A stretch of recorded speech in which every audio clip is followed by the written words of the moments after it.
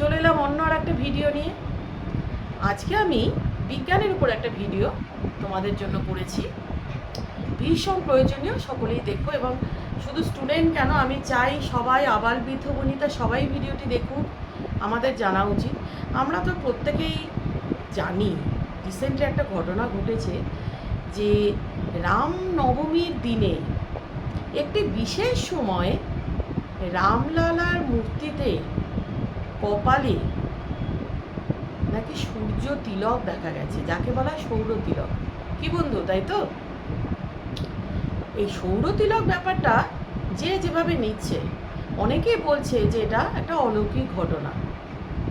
কি তাই তো বন্ধু? তোমরাও হয়তো কেউ বলছো, কিন্তু আমি কিন্তু বলবো না, কারণ আমি নিজেও পদার্থবিদ্যার শিক্ষিকা। আমি সব কিছুর পিছনে বৈজ্ঞানিক কারণ খুঁজি, এবং আমি আগে বিরিঞ্চি বাবা পড়ে আমার কাছে। সুতরাং এর একটা বৈজ্ঞানিক ব্যাখ্যা আছে, আমি তোমাদেরকে একটু বলতে চাই। বিশেষ করে যারা ছাত্রছাত্রী, তাদের তো ভীষণ জানার দরকার।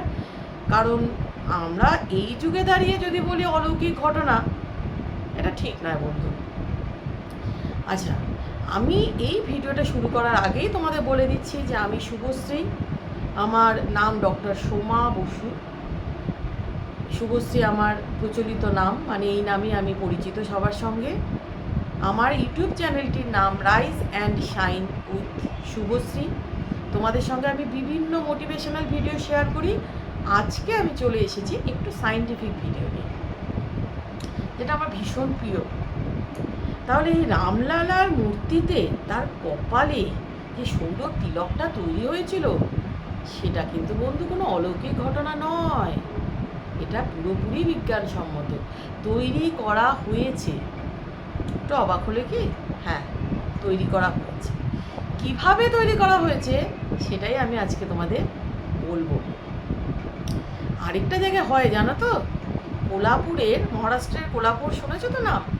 কোলাপুরের মহালক্ষ্মী মন্দিরে বছরে দুটো নির্দিষ্ট দিনে ঠিক এভাবে সৌরতিলক তৈরি করা হয়।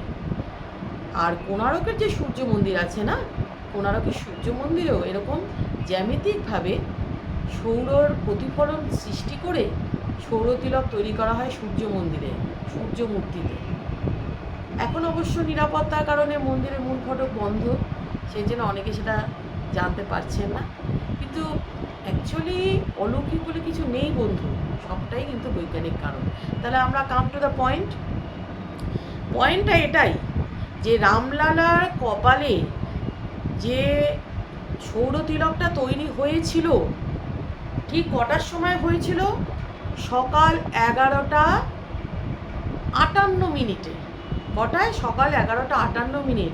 এটা লাস্ট করেছিল, মানে এটা স্থায়ী ছিল 12টা 3 মিনিট, মোটামুটি অ্যাপ্রক্সিমেট। তাহলে মোটামুটি 11টা 58 মিনিট থেকে 12টা 3 মিনিট, এই 5 মিনিট এই সৌরতিলকটা দেখা গেছে। হঠাৎ করে দেখা গেছে। মন্দির কর্তৃপক্ষ কিন্তু এটাকে অলৌকিক বলে দাবি করেননি। এটার পিছনে কারা আছে? এটার পিছনে অ্যাকচুয়ালি আছে রুরকির একটা বিজ্ঞান ইনস্টিটিউট, আর আছে ব্যাঙ্গালোরের Indian institute of astrophysics, Indian institute of astrophysics Bengaluru. তাই সেই সমস্ত বিজ্ঞানীরা এই বিশেষ দিনে, বিশেষ তিথিতে রামলালার কপালে যাতে সৌরতিলক তৈরি হয় তার ব্যবস্থা করেছেন। তাদেরকে নিশ্চয়ই আমাদের সকলের তরফ থেকে আন্তরিক ধন্যবাদ। এরকম অলৌকিক ঘটনা যেটাকে আমরা বলি, সেটা তারা আমাদের কাছে অলৌকিকভাবে তুলে ধরেছেন। কিভাবে হলো চলো একটু দেখি। এই দেখ, এই হচ্ছে রামলালার মূর্তি। এই যে তোমার সৌরতিলকটা তৈরি হলো, এটা হচ্ছে সূর্য। সূর্য থেকে কি হলো? সূর্যরশ্মিটা একদম গর্ভগৃহ যেটা আছে, সেই গর্ভগৃহের টপ থেকে একটা আইআর ফিল্টার ইকুইপড অ্যাপারচারের মধ্য দিয়ে দক্ষিণ দিক থেকে প্রবেশ করলো।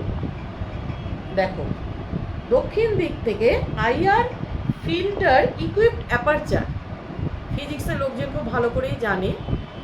শুধু ফিজিক্স কেন, যারা সায়েন্স নিয়ে পড়ছো, ইঞ্জিনিয়ারিং পড়ছো, সকলেই কম বেশি জানো what is IR filter equipped aperture. আমি জাস্ট এইটুকু বলবো, এটা একটা বৈজ্ঞানিক সিস্টেম, তোমরা এইটুকুই বোঝো। আইআর ফিল্টার ইকুইপড অ্যাপারচারের মাধ্যমে এটা গর্ভগৃহতে যে ওপরের টপ আছে সেখান থেকে প্রবেশ করলো সাউথ ডিরেকশানে। এবার দেখো এখানে 4টে লেন্স আছে। এটা একটা লেন্স দেখতে পাচ্ছ, L1, এখানে L2, এখানে L3, এখানে হচ্ছে L4। 4টে লেন্স আর 4টে মিরর। এখানে একটা মিরর দেওয়া আছে, দেখেছো তোমরা? এটা হচ্ছে M1, এই দেখো এখানে একটা মিরর। এটা M2, এখানে একটা মিরর, দেখেছো? এখানে একটা মিরর আর এখানে একটা mirror. A network of 4 lenses and 4 mirrors will be put in series at a particular angle to take sunbeam to the forehead of Ram Lalla. তার মানে কি, এই 4টে lens, 4টে L1, L2, L3, L4, M1, M2, M3, M4, এই 4টে লেন্সের যে একটা network তৈরি করা হয়েছে, এটা এমনভাবে সেট করা হয়েছে যে এই সানবিমটাকে প্রতিফলনের মাধ্যমে আস্তে আস্তে রামলালার কপালে ফেলে দেওয়া হয়েছে। দেখো ভালো করে দেখো। প্রথমে কি হলো, গর্ভগৃহের টপ থেকে দক্ষিণ দিক দিয়ে সূর্যরশ্মিকে একটা আইআর ফিল্টার ইকুইপড অ্যাপারচারের মাধ্যমে প্রবেশ করানো হলো, করে এটা 4টে লেন্স এবং 4টে মিররের মাধ্যমে, রিফ্লেকশনের মাধ্যমে রামলালার কপালে কিন্তু এই সূর্যরশ্মিগুলোকে কেন্দ্রীভূত করা হলো। বুঝতে পেরেছ? এটাই হচ্ছে আসল সত্যি, কোনো অলৌকিক ঘটনা নয়। এবং এটা এভাবেই তৈরি করা হয়েছে যে প্রায় প্রতি বছরই এই বিশেষ তিথিতে বা এই বিশেষ দিনটিতে এইভাবে কিন্তু এই ঘটনাটি ঘটতে থাকবে। যে যেভাবে নেয়